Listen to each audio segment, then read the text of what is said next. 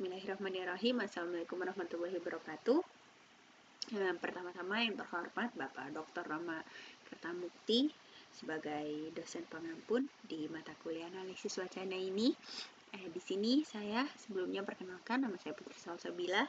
Saya akan mempresentasikan tugas akhir analisis wacana ini. Oke, di sini mungkin saya akan mengangkat judul atau menganalisis yang mungkin sebenarnya fenomena ini sudah sangat familiar atau sangat kita kenal ya, tapi mungkin jarang didekonstruksikan secara kritis ya. Jadi mari di sini kita mulai ya. Di sini saya mengangkat tema yaitu politik kesalehan di marketplace. Membongkar wacana kapitalisasi simbol Islam dalam iklan berseri sirup marjan. Sebelumnya teman-teman mungkin sangat amat familiar ya sama sirup marjan. Kenapa sih? Menurut saya ini tuh menarik karena saya sendiri juga penikmat iklan sirup marjan ya, yang tergolong mungkin sangat unik dan berbeda dari iklan-iklan lainnya ya teman-teman. Jadi kenapa saya ingin menganalisis ini, karena menurut saya ini sebenarnya hal yang sepele, tapi jarang banget dianalisis oleh para akademisi ya. Mungkin langsung aja ya. Di sini ada latar belakang. Di sini saya menangkap atau capture beberapa part atau beberapa cuplikan di dalam iklan itu tersebut. Jadi sebelumnya mohon maaf ya teman-teman. Mungkin bisa nonton dulu iklan sirup marjan ini. Jadi kurang lebih, atau kalau nggak salah iklan ini itu iklan 2 tahun lalu ya teman-teman, 2024. Ini tuh seri yang Putri Hijau. Jadi si ini tuh pemeran utamanya ini gitu. Jadi saya mengcapture beberapa ini tuh adegan yang ada di dalam iklan itu ya. Mungkin teman-teman bisa nonton dulu supaya nanti penjelasannya mungkin bisa lebih nyambung ya gitu.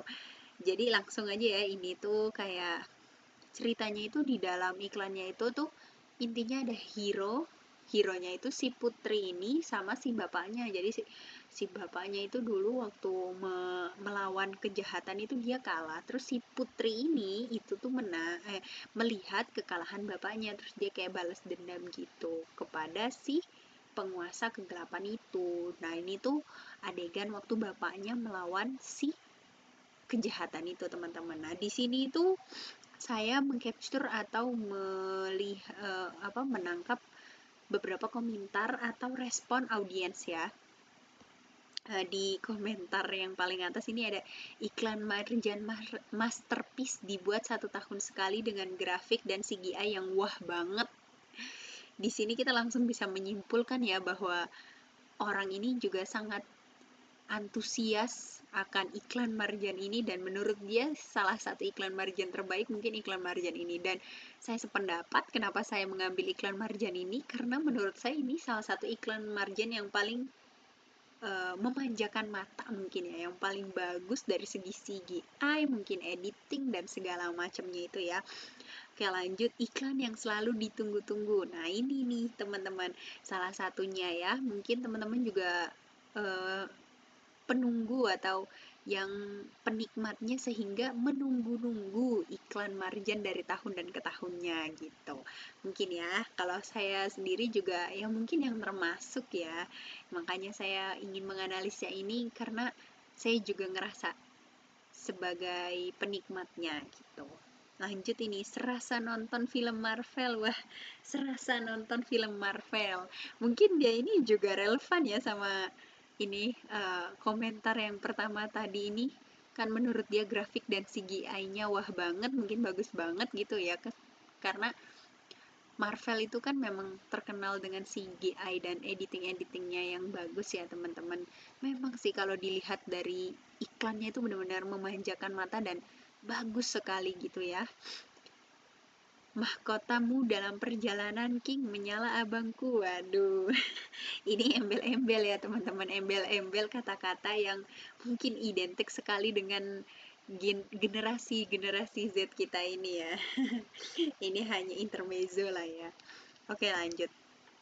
Di sini ada beberapa poin latar belakang yang saya fokuskan, yaitu ada 3 poinnya. Yang pertama, fenomena Marjan Cinematic Universe iklan Ramadan telah berevolusi dari promosi produk menjadi tontonan sinematik yang ditunggu-tunggu setara dengan penanda budaya.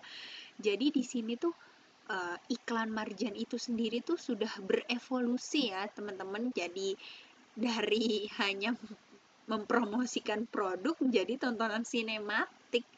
Pertamanya mungkin iklan Marjan mungkin 10 tahun lalu itu hanya seperti iklan-iklan pada umumnya yang hanya berfokus pada mungkin kok keunggulan produk itu. Mungkin kan ini kan marjan itu sirup ya teman-teman, mungkin rasanya atau pemanisnya itu dibuat dengan apa, mungkin dari promosi produk itu udah menjadi tontonan sinematik karena mungkin itu salah satu trik marketing mereka ya, sehingga memang sangat amat ditunggu-tunggu oleh audiensnya itu ya, setara dengan penanda budaya. Oke, lanjut. Komodifikasi ritual. Terjadi pergeseran makna di mana ritual menyambut Ramadan kini beririsan erat dengan ritual menyambut iklan. Tuh.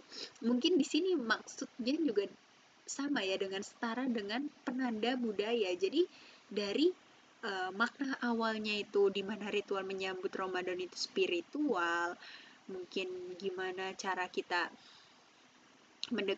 lebih mendekatkan diri kepada Tuhan, kepada Allah gitu, kini beririsan erat dengan ritual menyambut iklan Marjan. Jadi kalau udah ada iklan Marjan itu pasti sedikit lagi Ramadan. Kalau udah ada iklan Marjan itu berarti Ramadan sudah dekat. Mungkin seperti itu ya teman-teman. Menjadi komodifikasi ritual. Lanjut, yang ketiga poinnya itu adalah masalah yang dihadirkan. Bagaimana sebuah produk konsumsi atau sebuah produk marjannya itu menggunakan politik kesalehan. Politik kesalehannya itu bisa simbol, nilai, dan narasi agama ya untuk melakukan kapitalisasi dan mendominasi marketplace. Nah, di sini adalah poin penting dan apa yang mau kita analisis di sini ya teman-teman, politik kesalehan gitu. Kita lanjut ya. Di sini ada teori yang mengungkapkan. Jadi di sini kita itu alat analisisnya menggunakan model konstruksi realitas untuk membongkar makna cinta dan kepentingan di balik wacana. Di sini ada visual konstruksi realitasnya ya, ini seperti yang dosen kita berikan. Ini adalah konstruksinya. Jadi di sini saya mencoba untuk membedah dan memberi membedah satu-satu, ini masuk kategori apa, ini masuk kategori apa gitu ya teman-teman. Jadi di sini ada pelaku dan faktor, ini ada 2 dan 5 di sini, yaitu Marjan sebagai perusahaan itu sendiri didorong oleh faktor eksternal, pasar jutaan muslim dan ideologi internal. Jadi kenapa iklan Marjan itu sangat jadi menarik dan sangat amat ditunggu-tunggu, itu didorong juga oleh faktor eksternalnya, pasar jutaan muslim. Jadi dia itu kita ini kan tinggal di negara Indonesia ya, yang mayoritas itu muslim. Jadi si perusahaan ini tuh sangat amat mengerti gimana memanfaatkan atau melihat peluang, bahwasannya memang apalagi kita itu kalau dalam Ramadan ya, buka puasa itu identik kan dengan yang manis-manis. Mungkin salah satunya adalah es manis. Nah, lebih dikerucutkan lagi adalah es sirup manis, mungkin seperti itu ya. Jadi dia tahu kalau misalnya dalam keadaan Ramadan itu tuh sangat amat spesifik kalau kita itu perlu yang manis-manis. Makanya karena di sini di negara ini mayoritas muslim, mungkin karena mayoritas juga semua umat muslim berpuasa pada bulan Ramadan. Nah, disitulah timing yang tepat untuk dia gitu. Strateginya atau di sini nomor 7 itu menggunakan strategi framing, membingkai iklan sebagai film heroisme dan taktik priming, mengaktifkan memori emosional kebersamaan Ramadan. Jadi di sini dia menggunakan strateginya itu yaitu cerita di dalam iklan tersebut teman-teman. Jadi mungkin teman-teman bisa lihat iklannya sebelum lanjut mendengarkan penjelasan saya. Lanjut menjelaskan presentasi saya kali ini. Coba teman-teman lihat iklannya dulu. Memang di sini itu ada hero-nya dan ada yang jahatnya gitu, teman-teman. Terus di sini tuh dan taktik priming mengaktifkan memori emosional kebersamaan Ramadan. Jadi di akhir-akhirnya itu tuh memang mereka itu seperti diambil capture-nya itu lagi dalam keadaan berpuasa ya. Terus menjelang sore gitu mereka minum bareng-bareng gitu kan, tidak secara langsung kayak buka puasa bareng-bareng gitu. Terus wacananya itu iklan Putri Hijau. Jadi di pemeran utamanya itu di sini namanya itu Putri Hijau, teman-teman. Jadi di situ teksnya, audionya, visualnya itu semuanya itu dimainkan gitu, menjadi suatu wacana gitu. Tujuannya yang membongkar kepentingan ekonomi di balik wacana kesalehan gitu, teman-teman. Oke, kita lanjut ya. Konstruksi wacana heroisme dan kapitalisasi mitologi.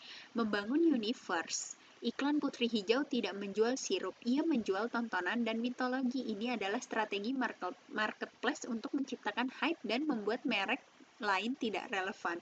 Jadi kalau teman-teman ingat, sudah beberapa tahun belakangan ini iklan marjan itu selalu kayak bersambung dan bersambung supaya kita itu sangat amat hype dan menunggu, wah, tahun yang akan datang gimana nih kelanjutannya. Jadi mereka kayak membangun universe sendiri di dalam iklan marjan itu. Jadi setiap tahun ke tahunnya tuh benar-benar kita itu jadi hype, oh apa nih kelanjutannya, sangat amat antusias gitu, dan membuat merek lain tidak relevan ya. Lagi dan lagi seperti iklan pada umumnya yang lain itu, merek yang lain ya pasti mempromosikan mereknya, apa keunggulan produknya, apa yang beda dari produk yang lainnya seperti itu. Tapi kalau dia ini berbeda ya teman-teman, maka berbeda itu mungkin jadinya unik dan menarik untuk dianalisis ya. Lalu kapitalisasi cerita rakyat, narasi pahlawan yang berjuang melawan kejahatan atau hawa nafsu adalah framing yang cerdas untuk diperjuangkan di perjuangan. Perjuangan di sini tuh mungkin diibaratkan sebagai puasa ya teman-teman, yang kemudian dimenangkan saat berbuka. Jadi waktu si Putri Hijau itu berantem itu mungkin di apa di framing atau mungkin diibaratkan dia itu sedang puasa. Seperti kita itu kalau puasa kan melawan hawa nafsu, melawan hawa haus, hawa lapar, segala macem ya. Dan yang kemudian dimenangkan saat berbuka. Jadi pas dia udah menang lawan si penjahatnya itu, terus habis itu dia langsung minum marjan, minum produknya mereka yang memang sedang mereka iklankan, seperti itu. Sentimen yang dibangun, kebanggaan, antisipasi, dan kegaguman. Konsumen tidak merasa sedang menonton iklan, mereka yang merasa sedang mengonsumsi karya seni. Terus sekali ya, seperti yang tadi kita lihat capture yang paling awal itu, di komentarnya itu, dia ngomong kayak seperti nonton film Marvel gitu. Jadi benar-benar mulus sekali ya marketingnya itu, dapat banyak jempol lah pokoknya. Jadi kita itu yang nonton itu banyak sekali kena banyak sentuhan-sentuhan yang mungkin tidak bisa diberikan dari iklan-iklan yang lain gitu. Oke, lanjut ya. Puncak politik kesalehan dan ideologi ekonomi. Jadi ini itu adalah salah satu uh,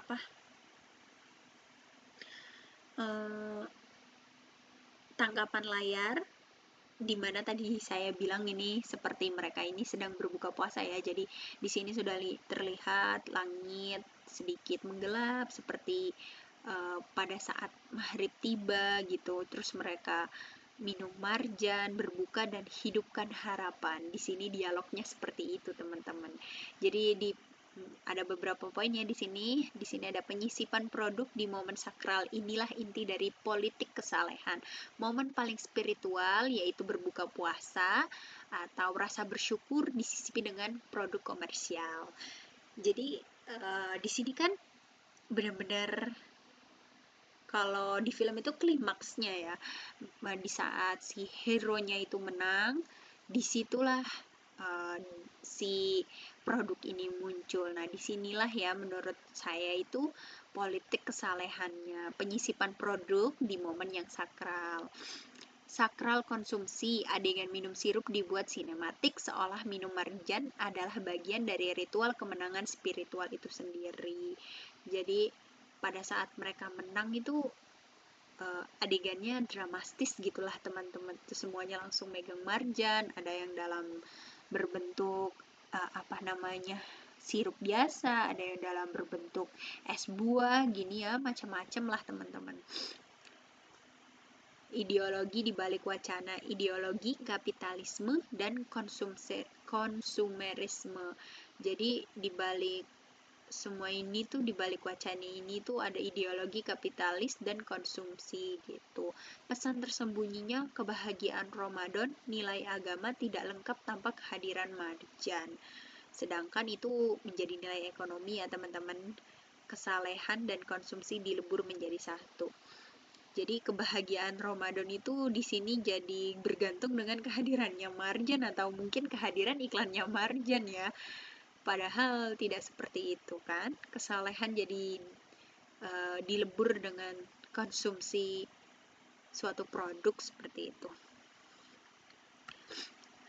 Jadi di sini kesimpulannya itu saya bagi jadi 3 ya teman-teman. Ada poin pertama, iklan marjan, studi kasus putri hijau atau iklan yang spesifik yang saya angkat adalah iklan yang putri hijau itu terbukti menggunakan politik kesolehan sebagai strategi utama untuk memenangkan marketplace Ramadan. Seperti itu ya teman-teman. Jadi menurut saya iklan marjan ini benar-benar menggunakan momen Ramadan sebagai marketingnya gitu untuk memenangkan hati para customernya itu lewat iklan-iklan ini gitu. Kapitalisasi simbol Islam dilakukan melalui konstruksi wacana, heroisme, mitologi film untuk membangun hype. Konstruksi wacananya itu untuk membangun antusiasme kita sebagai konsumennya, entah itu kita penikmat produknya atau penikmat iklannya ya teman-teman. Sakralisasi konsumsi menyisipkan produk dalam ritual berbuka puasa. Jadi momen buka puasanya itu disisipkan dengan produk mereka gitu. Makna yang dibongkar di balik wacana kesalehan dan kemegahan visual terdapat kepentingan ideologi ekonomi yang jelas, mengubah ritual agama menjadi ritual konsumsi dan mengamankan dominasi pasar gitu teman-teman. Jadi ya di balik indahnya iklan marjan itu ya pasti ya di situ terdapat marketing bahwa mereka mempromosikan produknya gitu. Kalau saya bisa memberi sudut pandang saya sebagai konsumen, menurut saya tidak ada yang salah. Di sini kita hanya menganalisis wacana ya, sama sekali tidak salah menurut saya. Kalau dari segi bisnis malah yang membuat ini sangat amat jenius ya marketingnya. Tapi di sini kita belajar analisis wacana ya teman-teman. Jadi menurut saya ini kesimpulannya. Cukup sekian ya mungkin dari saya karena ini mungkin sudah terlalu panjang videonya. Terima kasih, mohon maaf kalau banyak salah-salah kata. Wassalamualaikum warahmatullahi wabarakatuh.